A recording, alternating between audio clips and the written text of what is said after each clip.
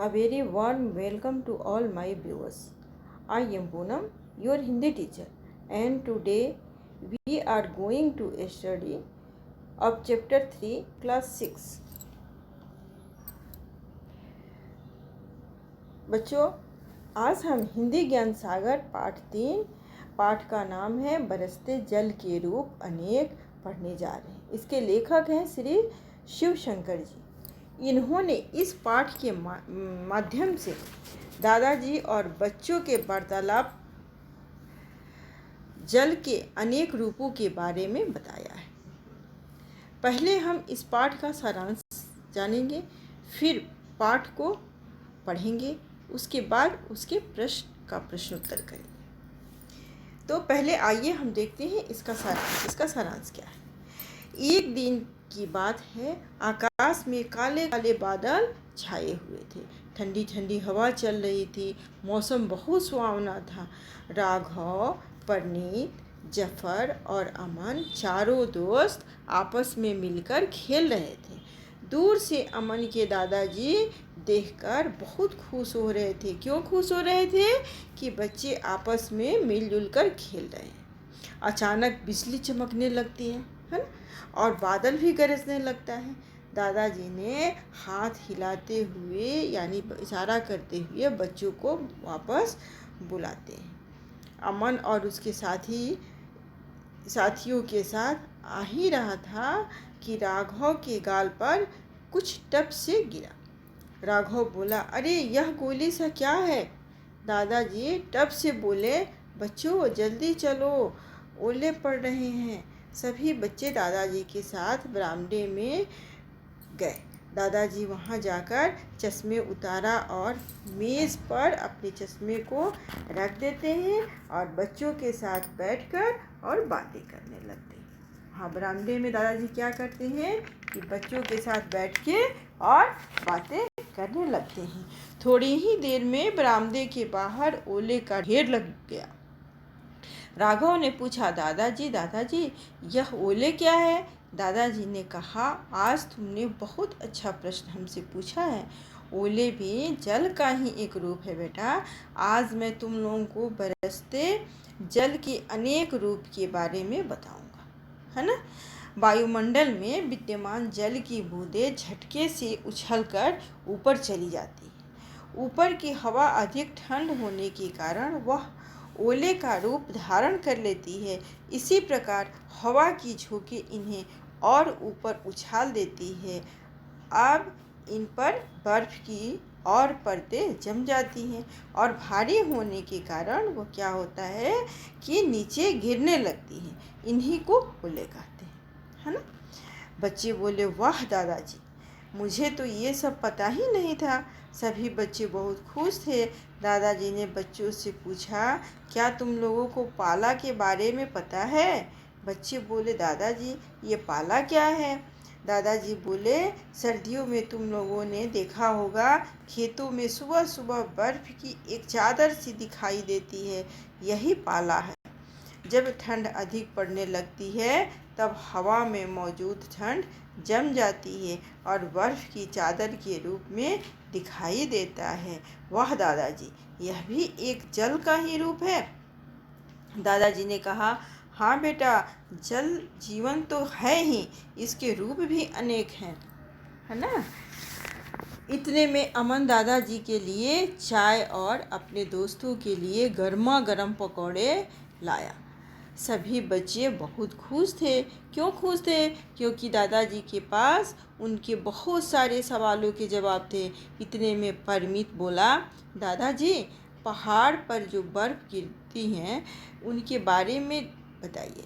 इतने में दादाजी हंसते हुए बोले, परमीत, पहाड़ ऊंची होती हैं, इसलिए वहाँ ठंड भी अधिक पड़ती है। शीत ऋतु में वहाँ और अधिक ठंड के कारण वहाँ वायुमंडल में अधिक बर्फ के रूप में भाप जो होता है वो बर्फ के रूप में बदल जाता है ना। यही बर्फ जब पहाड़ों पर बरसती है तो उसे हिमपात भी कहते हैं। तो बच्चों, आज हम लोग बरसते जल के अनेक रूप यानी ओले पड़ना, पाला क्या है और शीत ऋतु में पहाड़ों पर जमने वाले बर्फ अर्थात हिमपात क्या है उसे जाने। अब हम इस पाठ को आइए पढ़ते हैं। ठीक है। आकाश में पाठ का नाम है बरसते जल के रूप अनेक। आकाश बादलों से ढका था। ठंडी ठंडी हवा चल रही थी। ऐसे सुहावने मौसम में राघव, परमित, जफर और अमन मैदान में खेल रहे थे। अमन के दादाजी दूर से बच्चों को खेलते हुए देख रहे थे। वे बहुत प्रसन्न थे कि सभी बच्चे आपस में मिलजुल कर खेल रहे हैं। वो क्यों खुश थे कि सब लोग आपस में मिलजुल के सारे बच्चे खेल रहे हैं। गेंद से खेलने का सिलसिला अभी शुरू ही हुआ था कि अचानक बिजली चमकने लगी। जैसे वो लोग गेंद से शुरू किए थे खेलना, बिजली क्या हुआ, अचानक चमकने लगी थी। कुछ ही देर में बादल भी गरजने लगे और कुछ देर में देखते देखते अचानक बिजली चमकी और उसके बाद बादल गरजने लगे। दादाजी ने हाथ हिलाते हुए बच्चों को वापस आने का संकेत दिया। अमन की नज़र दादाजी पर पड़ी। उसने अपने साथियों को बताया, देखो दादाजी बुला रहे हैं। इतने में राघव के गाल पर कुछ टप से गिरा। अरे यह गोली सा क्या है। बारिश शुरू हो गई थी। दादाजी जोर से बोले, बच्चों चलो, ओले पड़ रहे हैं।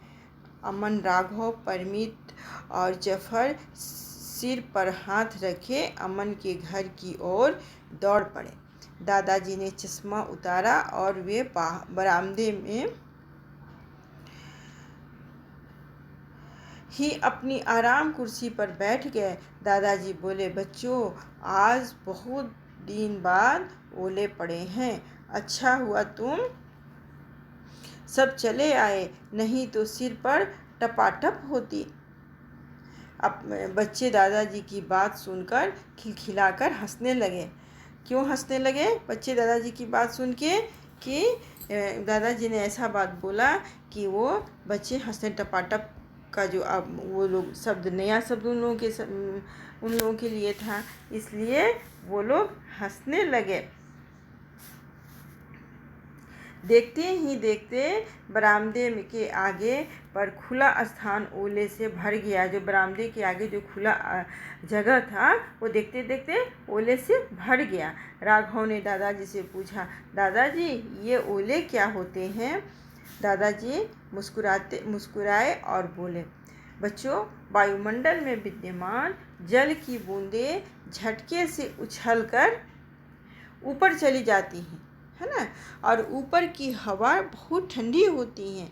ये बूंदें वहीं जमकर ओले का रूप धारण कर लेती हैं। इसी प्रकार हवा के झोंके इन्हें और ऊपर उछाल देते हैं। इन ओले के ऊपर बर्फ की और परतें जम जाती हैं।